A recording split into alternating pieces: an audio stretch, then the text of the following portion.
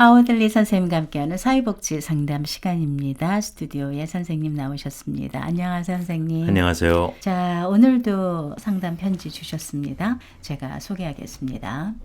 67세 시민권자입니다. 3개월 전에 암 수술 후 치료 중에 있습니다.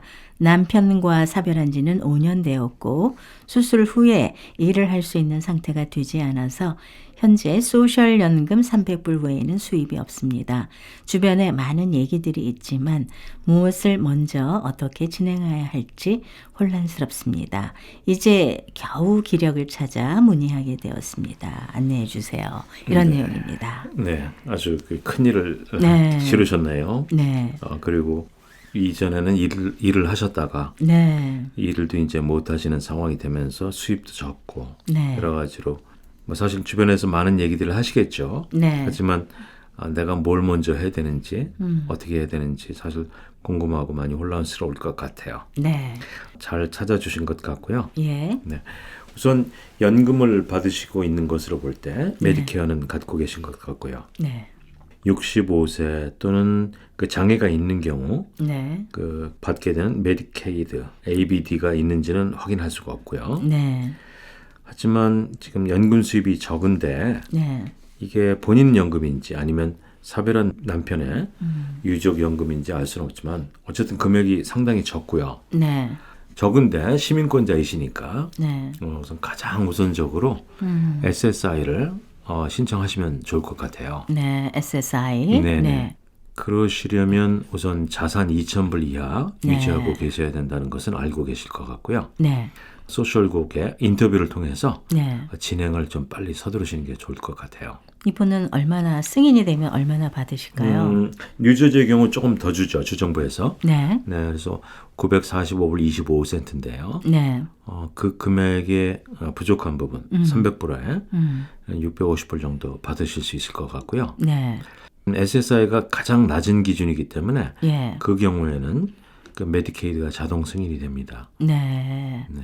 그렇군요. 그러면은 SSI 신청하시면서 네. 메디케이드 자동 승인이 된다고 했지만 네. 급해서 만약에 메디케이드만 그렇죠. 예. 네, 맞습니다. 그 인터뷰 또 심사 네. 그리고 서류 보완 네. 등등 이게 급히 진행되는 사항은 아니에요. 네. 그래서 승인 과정이 좀 많이 더딜 수도 있습니다. 네. 그런 경우를 대비한다면 사실 이분 같은 경우 수술 후에 다양한 돌봄도 필요하고요. 네. 치료도 병행되어야 할 것 같아요. 네. 그러다 보니까 메디케이드가 우선적으로 필요하니까 예. 이 승인 과정이 좀 더디다면 메디케이드만 별도로 신청하는 별도로. 것도 네. 의미가 있을 것 같습니다. 네. 이 경우에는 승인 기준이 자산은 4,000불인 것 기억하시고요. 네, 4,000불. 그다음에 푸드 스탬프 스냅도 받으실 수 있겠죠? 네, 맞습니다. 네.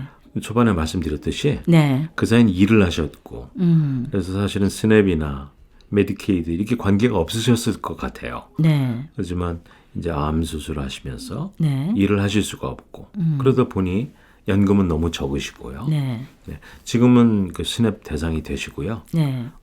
언제든지 신청하시면 되고요. 네. 또 하나는 보니까 하우징 언급이 없으세요. 네. 네, 근데 이제까지는 어떤 상황인지 잘 알 수는 없지만 네. 장애인의 경우 우대를 해주는 어포더블 하우징도 있고요. 그렇죠. 시니어 하우징도 있고 네. 그래서 다양한 방법으로 신청을 해보시면 좋을 것 같습니다. 네. 이분께서 이제 해야 될 게 많잖아요. 신청을. 네. 또 혼자 하시면은 힘드시고 또 기력도 그렇죠. 부족하시다 그랬는데. 네, 네. 어쨌든 네. 이 동시다발적으로 네. 움직이셔야 하는 상황이 됐어요. 네. 혼자 하시기가 쉽지 않을 것 같은데요. 네. 주변에 좀 도와주실 분이 있으면 참 좋겠습니다. 네. 선생님 말씀 감사합니다. 네, 감사합니다.